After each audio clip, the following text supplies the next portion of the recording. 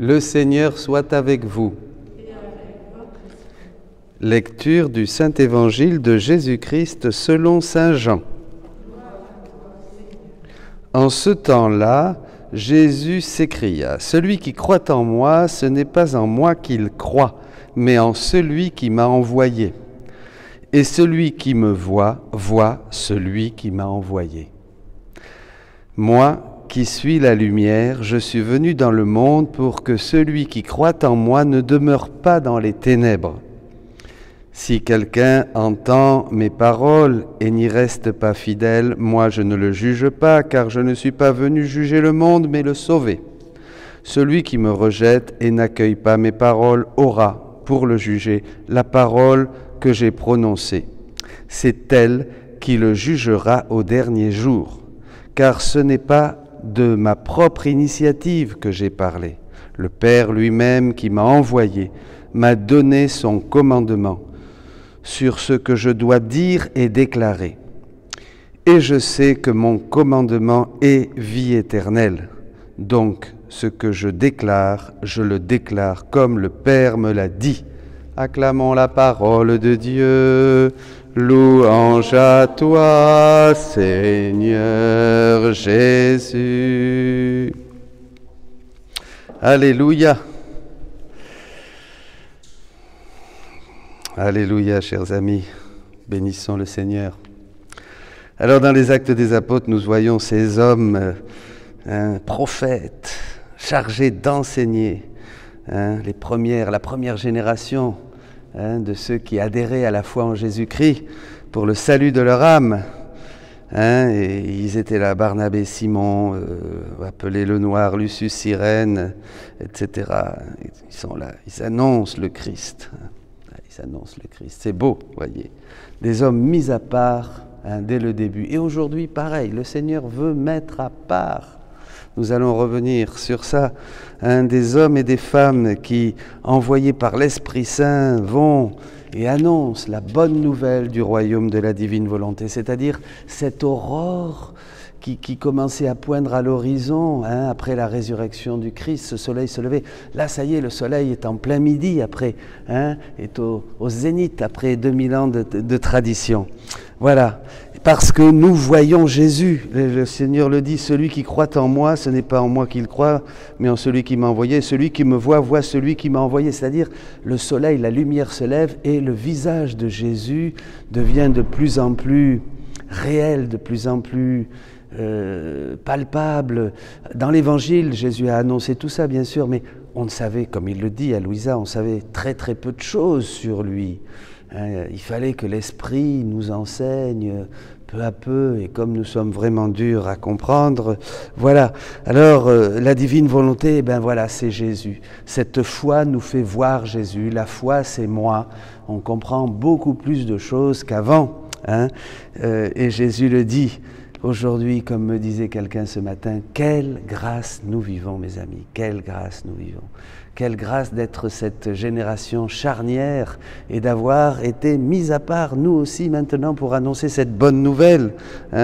Et cette bonne nouvelle qui chasse définitivement les ténèbres, puisque le livre du ciel nous donne la lumière du ciel, c'est-à-dire la lumière du ciel qui inonde toute la terre. Jésus le dit très clairement dans le livre 24 au 6 avril 1928, « Ma volonté est la vie, elle a la vertu de donner sa vie et elle est lumière, elle dissipe les ténèbres.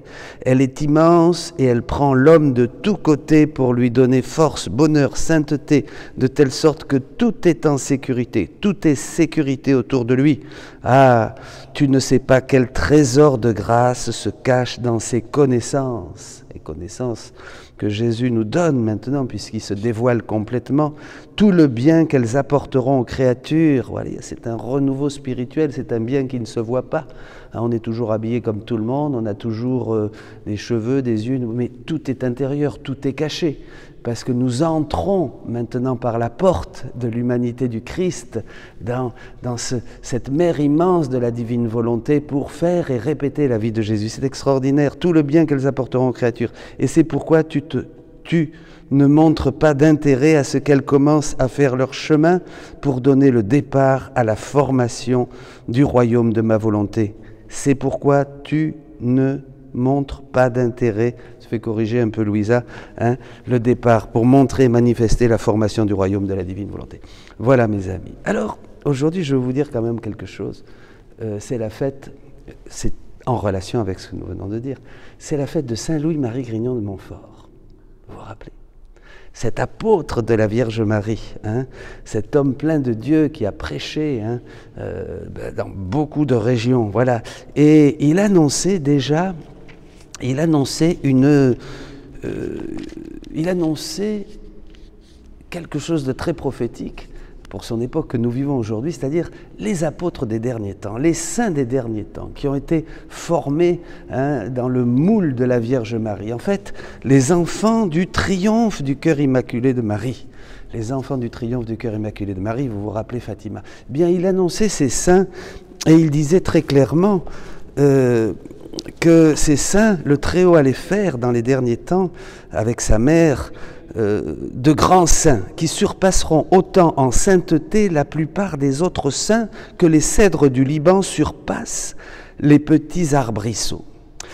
Par Marie. Marie a produit avec le Saint-Esprit la plus grande chose qui ait été et sera jamais, qui est un homme, un Dieu homme. Et elle produira conséquemment les plus grandes choses qui seront dans les derniers temps. La formation et l'édification des grands saints qui seront sur la fin du monde, qui lui est réservé, qui seront sur la fin du monde, lui est réservé, pardon, la Vierge Marie. C'est à elle, et c'est très intéressant parce que nous allons entrer dans le mois de mai, et au mois de mai, il faut méditer ces paroles de la Vierge Marie dans le royaume de la divine volonté, puisque c'est elle qui est notre maman, qui a ce rôle de former Jésus en nous, de former la vie divine en nous. Car il n'y a que cette Vierge singulière et miraculeuse qui peut produire en union du Saint-Esprit les choses singulières et extraordinaires. Ils seront grands, les saints des derniers temps, vous, et relevés en sainteté devant Dieu, relevés en sainteté devant Dieu, supérieurs à toute créature par leurs ailes animées et si fortement appuyées du secours divin, qu'avec l'humilité de leurs talons, en union de Marie, ils écraseront la tête du diable et feront triompher Jésus-Christ. Alléluia, ils feront triompher Jésus-Christ. Donc des hommes et des femmes qui sont mis à part dans les derniers temps pour révéler une nouvelle et divine sainteté. Et cela, Jésus l'a annoncé aussi à Louisa, bien sûr, dit que les saints d'aujourd'hui, dans la divine volonté, sont des soleils en comparaison des étoiles des saints des premiers temps. Ma fille, la vie dans ma volonté est la sainteté des saintetés. L'âme qui vit dans ma volonté, si petite, ignorante ou inconnue qu'elle soit, laisse les autres saints derrière elle, même avec leurs prodiges, conversions et miracles retentissants. Vraiment, ces âmes sont reines. C'est comme si toutes les autres étaient à leur service. Voilà, alors puis après il y a le texte, bon, vous le connaissez, c'est extraordinaire. Toute sainteté passe par les âmes qui vivent dans la divine volonté. Ce sont les ouvriers de la dernière heure. Eh bien, c'est vous, mes amis, c'est nous, c'est tous ceux qui aujourd'hui décident de vraiment accueillir comme des enfants, sans opposer de difficultés, de résistance ou de raisonnement, seulement qui veulent faire cet échange de vie, cet échange de volonté pour laisser Dieu, puisque c'est un don de Dieu, on n'a rien à mériter, on ne peut rien faire pour l'avoir, on ne peut pas, c'est tout, il suffit de s'ouvrir et de se disposer. Et alors à ce moment-là, eh bien, nous entrons dans cette grâce des derniers temps. Et alors Saint Louis-Marie Grignon de Montfort a beaucoup influencé Jean-Paul II, puisque sa spiritualité mariale de notre Saint Jean-Paul II venait en grande partie de Saint Louis-Marie Grignon de Montfort. Il aurait même voulu qu'il soit docteur de l'Église. Et dans un discours au père rogationniste, dont le fondateur était Saint Annibal Maria di Francia, le dernier saint canonisé par Jean-Paul II, il faisait remarquer au père il disait que le Saint-Esprit avait prévu dans les derniers temps de provoquer une nouvelle et divine sainteté avec laquelle l'Esprit Saint allait enrichir les chrétiens à l'aube du 3e millénaire, dans le dessein de faire du Christ le cœur du monde. Alors c'est extraordinaire, vous voyez, comme Dieu guide toutes choses avec sagesse. Dès que nos yeux s'ouvrent, nous voyons comment Saint Louis-Marie Grignon de Montfort prophétisait, c'est un prophète qui annonce la sainteté divine, la nouvelle et divine sainteté. Saint Jean-Paul II, dans la lumière du message de Saint Louis-Marie Grignon de Montfort, annonce clairement que ça y est, les temps sont arrivés. Voilà, à l'aube du 3e millénaire, il y aura une nouvelle et divine sainteté, c'est-à-dire les petits, les pauvres, ceux qui aujourd'hui accueillent le message du livre du ciel, vous voyez, accueillent ce beau message qui permet enfin à Dieu de réaliser cette 3e œuvre, la sanctification, par l'Esprit Saint qui achève cette sanctification et qui divinise l'homme, qui transforme l'homme, même pauvre petite créature, qui lui donne de pouvoir agir divinement dans ses actes. Voyez. Invitons la divine volonté à vivre dans nos actes. Demandons à Marie, notre maman du ciel, qu'elle nous enseigne à laisser cette priorité, à laisser ce premier mouvement qui est partout en toutes choses, agir dans tout ce que nous faisons. Invitons-la, multiplions ces actes actuels qui chassent toutes ténèbres et qui nous permettent d'être vainqueurs en laissant régner Dieu en nous. Et là, nous écrasons la tête du serpent. Les passions sont réduites en poudre, sont pulvérisées, dit Jésus. Hier, j'avais une jeune maman, je la remercie, je la salue, qui me disait, oui, c'est vrai, c'est incroyable comme en vivant dans la divine volonté, les passions perdent de la puissance. Eh oui, elles perdent de la puissance, elles sont comme étouffées. Et le diable est sous nos pieds aussi, bien sûr, voyez. C'est ça que la Vierge Marie annonçait à Fatima aussi. Eh bien, pour terminer, pour réjouir Saint Louis-Marie Grignon de Montfort. Vous savez que maintenant vous pouvez réjouir les saints. Ils ont prié pour nous, mais si vous prenez tous les mérites, toutes les grâces, tous les attributs de Dieu en priant avec Jésus, par lui, avec lui, en lui, vous pouvez offrir tout ça. Vous pouvez offrir tout ça aux âmes du purgatoire et aux saints au ciel, puisque vous faites des actes divins. Donc ils sont tous ébranlés, ils sont tous pleins de joie. Ils attendent même, Saint Louis-Marie Grignon de Montfort attend que vous puissiez refaire et offrir toute sa vie dans la divine volonté.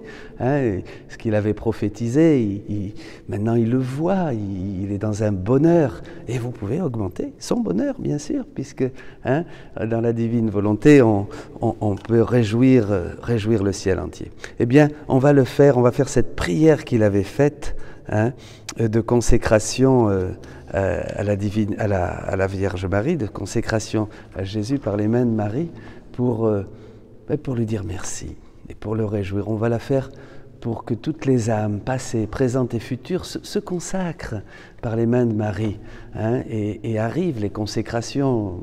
Je parlais avec quelqu'un hier, avait ce but, c'était pour arriver à vivre cette consécration parfaite qui est dans la divine volonté, devenir quoi? Une âme victime, devenir une hostie vivante, devenir une croix vivante, voyez, devenir une créature où Jésus peut librement reproduire toute sa vie, voyez, un autre Jésus. Il n'y a pas de plus de consécration et ça a été le but de toutes les consécrations, de toutes les dévotions, de tout ce que le Seigneur nous donne, les sacrements, les saints, les doctrines, tout. En fait, c'était pour arriver à ce qu'aujourd'hui nous vivons à l'aube de ce 3e millénaire. Nous allons dire cette prière. Je renouvelle aujourd'hui entre tes mains, ô Marie, le vœu de mon baptême.